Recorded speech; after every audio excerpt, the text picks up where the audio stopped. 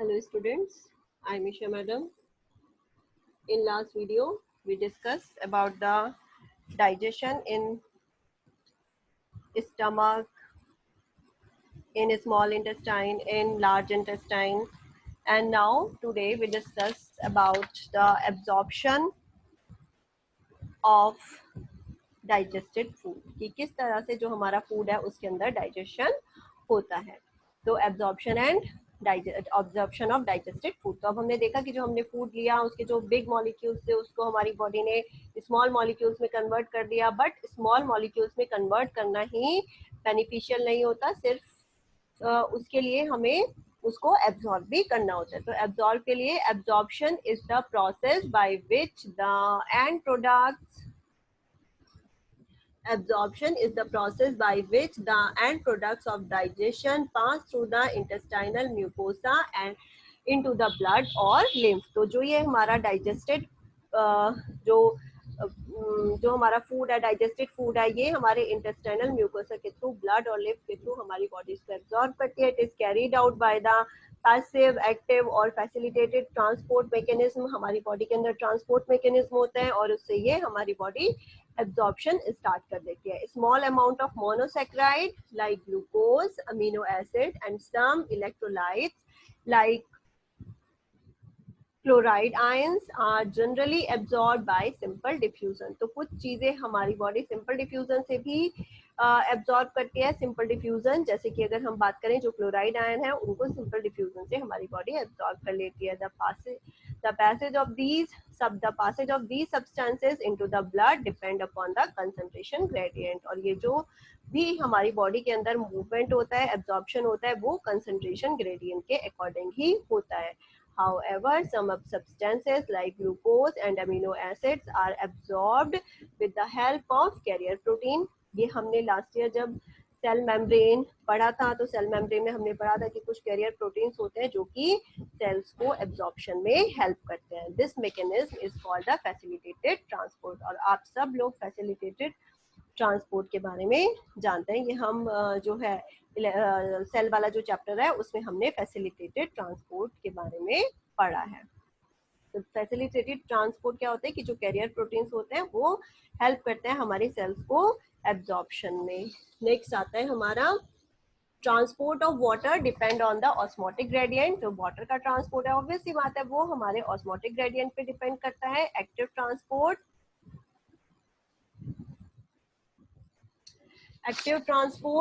अगर against the concentration gradient. और जो एक्टिव ट्रांसपोर्ट होता है, एक्टिव ट्रांसपोर्ट कौन सा ट्रांसपोर्ट होता है जिसके अंदर एनर्जी की नीड होती है, एनर्जी की जरूरत होती है. तो वो जो हमारा कंसंट्रेशन ग्रेडियंट के अगेंस्ट जो ट्रांसपोर्टेशन होता है उसको हम क्या बोलते हैं, active transport. And hence requires energy, इसलिए उसको एनर्जी की जरूरत होती है. जबकि जो पैसिव ट्रांसपोर्ट होते हैं उनके अंदर एनर्जी की रिक्वायरमेंट नहीं होती. Various nutrients like amino acids, monosaccharides like glucose, electrolytes like sodium are absorbed into the blood by this mechanism. तो हमारी बॉडी के अंदर अमीनो एसिड, मोनोसेक्राइड, अभी हम पढ़ के आए कि किस तरह से ये चीजें ब्रेक होती है हमारी बॉडी में. अमीनो एसिड जो प्रोटीन है वो एट लास्ट कन्वर्ट हो जाते हैं अमीनो एसिड्स में. मोनोसेक्राइड जैसे कि ग्लूकोज है, ये कन्वर्ट है हमारा मोनोसेक्राइड बन जाता है. जो हमारा पॉलीसेक्राइड्स होते हैं वो हमारे ग्लूकोज में कन्वर्ट हो जाते हैं. उसके बाद इलेक्ट्रोलाइट्स जैसे कि हमारे सोडियम आयन, पीछे हम क्लोराइड आयन पढ़ के आए हैं, are absorbed into the blood by this mechanism. Fatty acids and glycerol being insoluble. जो फैटी एसिड्स और ग्लिसरॉल होते हैं वो इनसॉल्युबल होते हैं. आपको पता है कि अगर हम वाटर के अंदर ऑयल को मिक्स करना चाहें तो वो नहीं होता, ड्रॉपलेट के फॉर्म में बाहर आ जाता है. तो इसी तरह से फैटी एसिड और जो ग्लिसरॉल होते हैं they are insoluble, can not be absorbed into the blood, और वो एब्जॉर्ब नहीं हो सकते हमारे ब्लड के अंदर. They are first incorporated into small droplet. तो जो बिग ड्रॉपलेट होती हैं पहले उनको स्मॉल ड्रॉपलेट में कन्वर्ट किया जाता है. इनको हम क्या बोलते हैं, मीजल्स बोलते हैं, which move into the intestinal mucosa. और ये हमारे इंटेस्टाइनल म्यूकोसा में एंटर करते हैं. ये बात हम ध्यान रखेंगे. जो स्मॉल ड्रॉपलेट्स हैं हमारे वो इंटेस्टाइनल म्यूकोसा के थ्रू एंटर करते हैं. They are reformed into the very small protein coated fat globules called the chylomicrons, ये वर्ड इंपॉर्टेंट है, और जो फैट है वो एट लास्ट काइलोमाइक्रॉन्स के फॉर्म में ट्रांसपोर्ट होता है हमारे लिम्फ के through. The lymph vessels ultimately release the absorbed substance into the blood stream. Absorption of substance takes place in different parts of the alimentary canal like mouth, stomach, small intestine and large intestine. जबकि जो maximum absorption होता है food का वो कहाँ पर होता है, हमारी जो स्मॉल इंटेस्टाइन है वहां पर. अ समरी ऑफ एब्जॉर्प्शन जो है वो आप देख सकते हैं, आपकी बुक में टेबल गिवन है.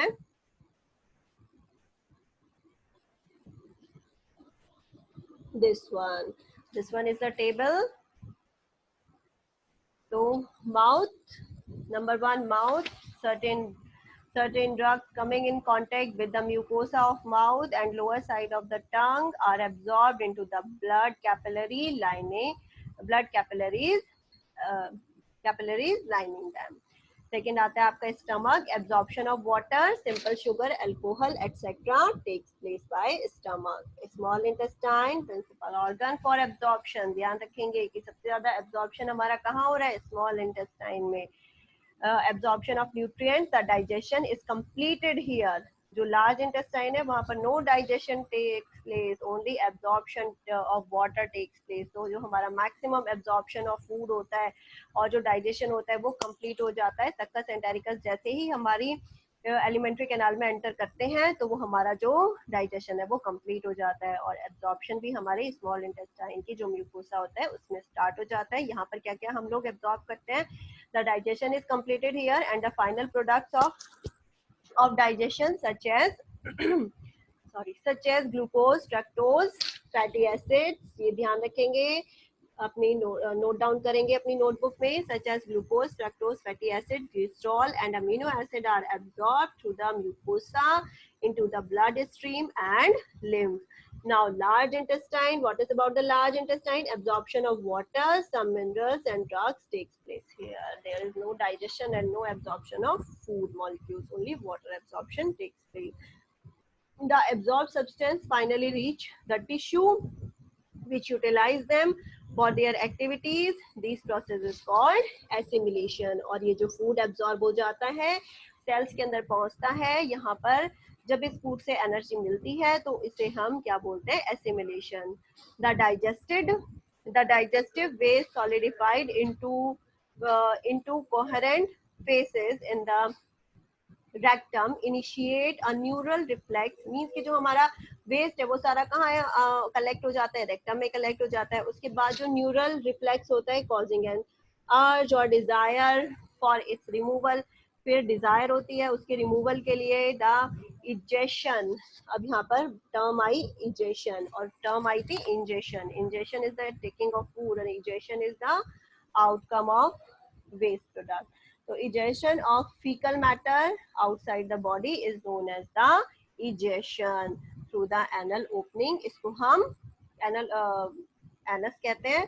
is a voluntary process. और ये कैसा प्रोसेस है, एक वॉलेंट्री प्रोसेस है, इनवॉलेंट्री नहीं है. It is a voluntary process. और मूवमेंट कैसा होता है इसके अंदर, पेरिस्टाल्सिस मूवमेंट जो है इसके अंदर होता है.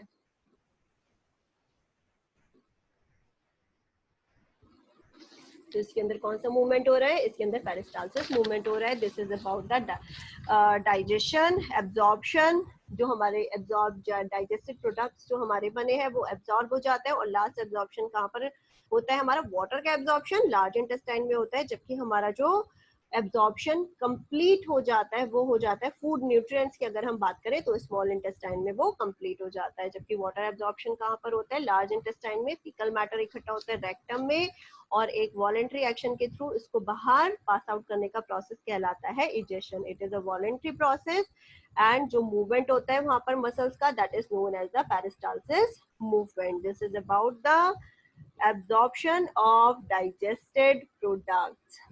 Thank you, class.